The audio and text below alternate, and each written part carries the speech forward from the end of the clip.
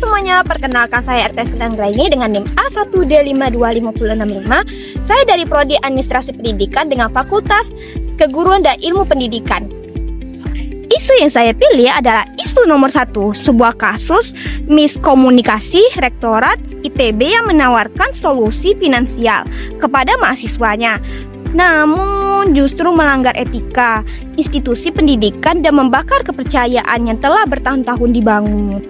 Institut Teknologi Bandung atau yang disebut dengan ITB adalah salah satu perguruan tinggi negeri paling bergengsi di Indonesia. Namanya identik dengan keunggulan akademik, riset kelas dunia, dan pengabdian kepada bangsa. Itulah mengapa apa yang terjadi pada Januari pada tahun 2024 terasa begitu mengejutkan, bahkan mengkhianati bagi banyak kalangan. Permasalahan bermula dari kondisi keuangan sebagian mahasiswa ITB yang sangat kesulitan membayar uang kuliah tunggal atau disebut dengan UKT. Sebagai PTN, Badan Hukum, ITB memiliki kewenangan lebih besar dalam mengelola keuangannya secara mandiri. Namun, di balik itu, sebagian mahasiswa, terutama dari program Pasca Sarjana, mengalami tunggakan UKT yang cukup besar. Untuk mengatasi hal ini, sejak Agustus tahun 2023, Rektorat ITB menjalin kerjasama dengan Dana Cita, sebuah perusahaan teknologi finansial berbasis pinjaman daring atau yang disebut dengan pinjol, yang telah terdaftar dan berizin di OJK. Segma yang ditawarkan, mahasiswa dapat mencicil pembayar UKT melalui Dana Cita tanpa uang muka dengan dana yang langsung ditransfer oleh Dana Cita ke rekening ITB. Tampaknya niatnya baik, tapi pelaksanaannya adalah bencana komunikasi. Mari saya paparkan kronologi kasus ini secara objektif. November pada tahun 2023, Rektorat ITB mensosialisasikan opsi pembayaran UKT melalui Dana Cita. Namun, sosialisasi ini hanya dilakukan secara terbatas melalui email kepada mahasiswa yang memiliki tunggakan, dan banyak mahasiswa yang tidak membaca atau tidak menyadari email tersebut. Tidak ada form terbuka, tidak ada dialog dengan perwakilan mahasiswa, tidak ada komunikasi yang transparan tentang konsekuensi dan risiko segma ini. Pada tanggal 26 Januari 2024, Kepala Biro Komunikasi dan Hubungan Masyarakat ITB, Naomi Haswanto, secara resmi menyampaikan kepada publik bahwa ITB bekerja sama dengan lembaga non-bank berizin OJK untuk tata cara pembayaran UKT. Tidak ada penjelasan rinci tentang tema, tenor, atau risiko gagal bayar. Pada tanggal 29 Januari tahun 2024, informasi tentang Dana Cita viral di media sosial. Setelah muncul di platform Twitter melalui akun ITB Face, publik terkejut bayar kuliah di PTN terkemuka harus lewat pinjol. Mahasiswa yang semula tidak tahu kebijakan ini pun ikut geger. Ketua Kabinet Keluarga Mahasiswa ITB, Muhammad Yogi Saputra, mengungkapkan bahwa fakta yang lebih mengejutkan, segma ini muncul di tengah kebijakan rektorat yang mewajibkan mahasiswa dengan tunggakan untuk cuti kuliah jika tidak bisa melunasi UKT. Artinya, mahasiswa yang tak mampu bayar dihadapkan pada dua pilihan, yaitu cuti atau pinjol. Masih pada 29 Januari 2024, ratusan mahasiswa ITB menggelar aksi unjuk rasa di depan gedung rektorat. Mereka menuntut penghapusan kebijakan pinjol sebagai solusi UKT dan mendesak rektorat untuk membuka dialog. Tanggal 30 Januari 2024, Rektorat ITB Raini Juraini Wirahdikusuma akhirnya bertemu dengan perwakilan mahasiswa dalam pertemuan tertutup. Disepakati bahwa 182 mahasiswa reguler yang menunggak mendapatkan perpanjangan waktu hingga Maret 2024 dan Dana Cita tidak lagi dijadikan opsi yang ditonjolkan. Tanggal 21 Januari 2024, Rektorat ITB menyampaikan permohonan maaf secara resmi melalui surat yang dibacakan oleh PLH Sekretaris Institut Taufik Hidayat dalam konferensi pers. Isinya antara lain, kami mohon maaf barangkali kurang sensitif sehingga di laman perwalian membuat kaget sehingga isu stigma pinjol yang lebih mencuat. 2 Februari 2024, Dana Cita menggelarkan konferensi pers untuk klarifikasi, menegaskan bahwa mereka hanya memberikan pembiayaan kepada lembaga pendidikan dan dana tidak mengalir melalui rekening pribadi mahasiswa. Itulah kronologinya, sebuah kebijakan yang niatnya membantu berakhir menjadi krisis reputasi nasional akibat satu hal yang paling mendasar dalam komunikasi organisasi, ketiadaan komunikasi yang terbuka, empati, dan partisipatif.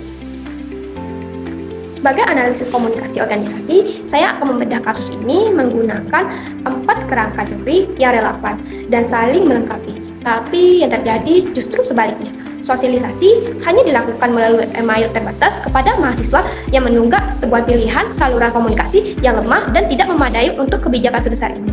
Akibatnya terjadi distorsi pesan yang parah. Teori pertama, distorsi pesan dalam komunikasi downward. Dalam komunikasi organisasi, komunikasi downward adalah arus informasi dari pimpinan kepada anggota organisasi. Rektorat ITB sebagai pimpinan tertinggi seharusnya menyampaikan kebijakan UKT dan cita ini secara jelas, menyeluruh, dan penuh pertimbangan kepada seluruh mahasiswanya.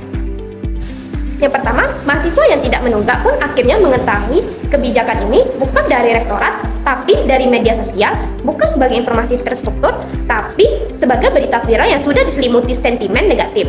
Yang kedua, pesan yang sampai di benak publik bukan ITB membantu mahasiswa kesulitan keuangan, melainkan ITB menyuruh mahasiswanya berhutang ke pinjol.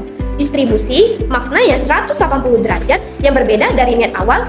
Yang ketiga, informasi penting seperti besaran bunga bahwa mahasiswa harus membayar 15,5 juta untuk pinjaman 12,5 juta dalam 12 bulan tidak dikomunikasikan secara transparan kepada publik. Ini bukan sekadar distribusi, ini adalah kelalaian etis, kegagalan komunikasi downward. Ini adalah akar dari seluruh krisis yang kemudian muncul.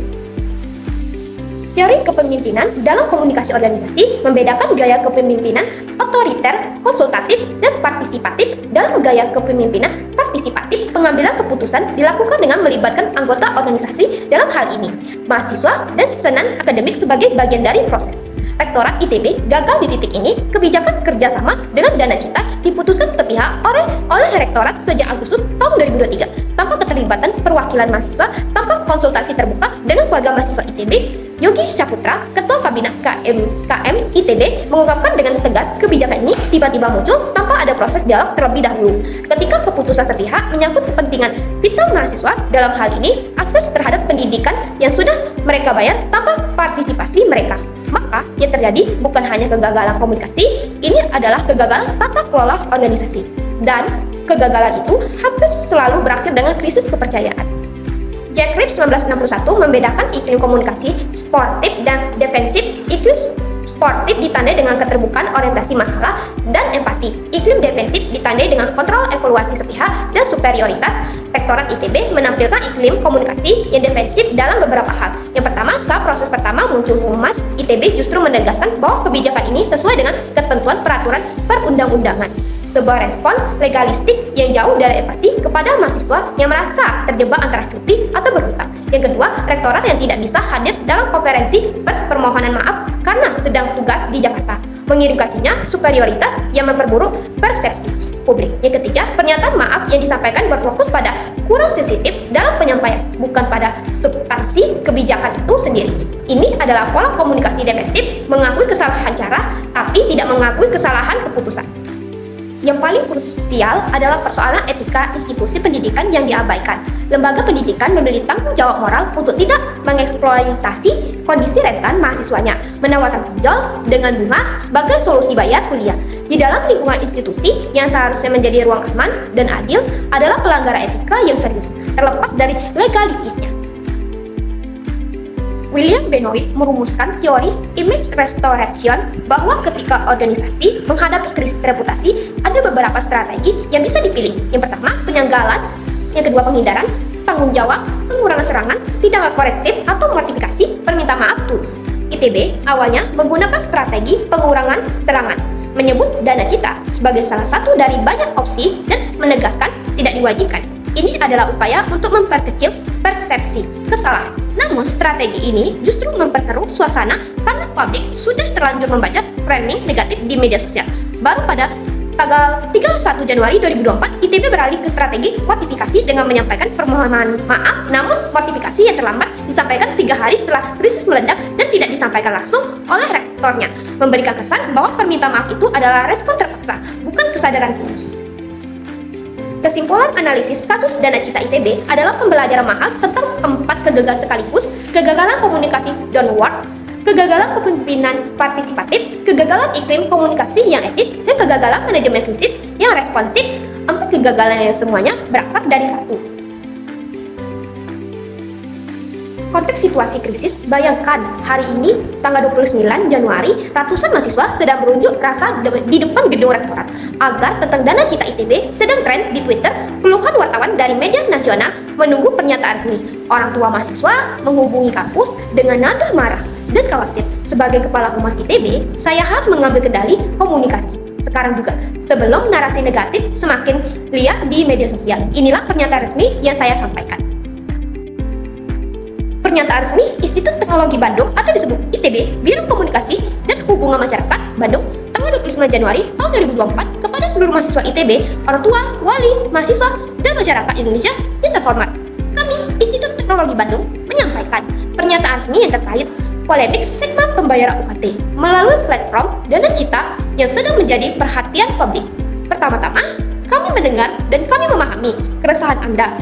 Kepada seluruh mahasiswa yang merasa terkejut, cemas, bahkan marah. Setelah mengetahui adanya segmen ini, kami mendengar Anda, kami memahami bahwa mungkin ketika seseorang mahasiswa merasa tidak punya pilihan selain berhutang untuk melanjutkan kuliah adalah momen yang sangat menyakitkan, dan kami menyampaikan permohonan maaf yang sebesar-besarnya atas kekurangan pekaan kami dalam mengomunikasikan kebijakan ini. Yang kedua, kami luruskan duduk perkaranya kerjasama dengan Dana Cita sejak Agustus tahun 2023 adalah upaya ITB untuk menyediakan alternatif bagi mahasiswa yang mengalami kesulitan keuangan. Sementara, kerjasama ini tidak pernah dimaksudkan sebagai kewajiban dan tidak ada mahasiswa yang dipaksakan menggunakannya. Dana Cita adalah salah satu dari berbagai opsi bantuan yang tersedia, termasuk beasiswa, dispensi UKT, dan cicilan langsung ke ITB. Namun, kami mengakui cara kami mekomunikasikan hal ini sangat tidak tepat. Sosialisasi yang terbatas melalui email saja adalah keputusan yang sangat keliru. Ketiga, ini langkah nyata yang kami ambil mulai hari ini. Yang pertama, ITB tidak akan lagi menunjukkan Dana Cita sebagai opsi pembayaran UKT. Seluruh tampilan Dana Cita di laman perwalian akan kami tinjau ulang. Yang kedua, kami memberikan perpanjangan waktu pembayaran UKT bagi mahasiswa yang menunggak tanpa paksa untuk mengambil opsi pinjaman apapun.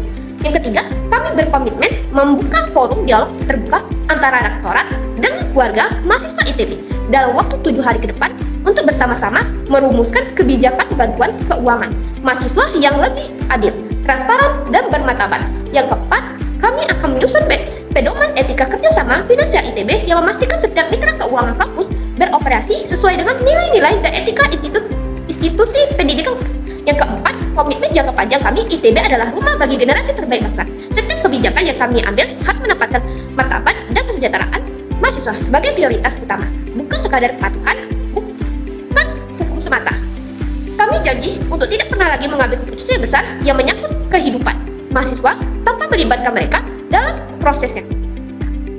Selain holding statement, di atas ada 3 langkah strategis jangka panjang yang harus saya rekomendasikan agar kasus serupa tidak terulang di ITB maupun di kampus-kampus lain di Indonesia. Yang pertama, institusionalisasi komunikasi partisipatif dalam pengambilan kebijakan. Setiap kebijakan yang berdampak langsung terhadap kehidupan mahasiswa, termasuk kebijakan keuangan, wajib melalui proses konsultasi terbuka dengan perwakilan mahasiswa sebelum diputuskan. Bukan setelah viral, bukan setelah demo, sebelum diputuskan. Ini bukan hanya soal komunikasi yang baik, ini adalah soal tata kelola universitas demokratis dan berkeadilan. Yang kedua, redaksial.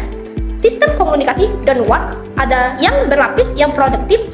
Sosialisasi kebijakan sensitif tidak boleh hanya mengadakan email, harus ada forum tatap muka, selebaran fisik, pengumuman di media sosial resmi kampus, dan konfirmasi bahwa mahasiswa benar-benar telah menerima dan memahami informasi tersebut. Komunikasi adalah tanggung jawab pengirim, bukan kewajiban penerima untuk mencari informasi sendiri. Yang ketiga, bangun pedoman etika kemitraan finansial institusi pendidikan. ITB perlu menetapkan standar etika yang tegas tentang jenis kerjasama finansial, apa yang boleh dan tidak boleh dilakukan dengan mahasiswanya. Lembaga pendidikan bukan platform pinjaman. Ketika mahasiswa merasakan tertekan secara finansial, solusi pertama yang ditawarkan haruslah beasiswa, subsidi, silang, atau cicilan langsung ke kampus, bukan produk keuangan berbunga dari pihak ketiga. Hadirin yang terhormat, kasus Dana Cita ITB mengajarkan kepada kita sebuah kebenaran yang sederhana namun sering dilupakan oleh para pemimpin organisasi. Niat baik yang tidak dikomunikasikan dengan baik akan selalu disalahartikan. Dan dalam dunia yang terhubung oleh media sosial, salah satu pesan saja sudah cukup untuk menghancurkan reputasi yang dibangun selama puluhan tahun. ITB tidak pernah berniat menjebak mahasiswanya, tapi komunikasi yang tertutup, tidak partisipatif, dan tidak peka terhadap komunikasi emosional mahasiswanya, menciptakan persepsi yang bertolak belakang, dan dalam komunikasi organisasi, persepsi adalah realitas. Lebih dari itu, kasus ini juga menyentuh pernyataan yang lebih dalam, di manakah batas antara inovasi pembiayaan pendidikan dengan eksploitasi kondisi rentan mahasiswa ketika sebuah universitas yang seharusnya menjadi ruang yang memerdekakan justru menggandengkan lembaga berbunga sebagai solusi atas kesulitan finansial mahasiswanya, sesuatu yang fundamental telah salah dalam nilai-nilai institusi tersebut. Komunikasi organisasi yang sejati bukan hanya tentang penyampaian pesan, ia adalah tentang mendengarkan, melibatkan, dan menempatkan kepentingan stakeholder sebagai pusat dari setiap keputusan, terutama ketika stakeholder itu adalah generasi muda yang mempercayakan masa depan mereka kepada kita. Semoga kasus ini menjadi pengingat kita bagi seluruh pemimpin institusi pendidikan di Indonesia. Jabatan adalah amanah, dan amanah terbesar dalam pendidikan adalah menjaga agar tidak ada satupun anak bangsa yang terpaksa memilih antara berhutang atau meninggalkan bangku kuliah. Terima kasih atas perhatiannya. Wassalamualaikum warahmatullahi wabarakatuh.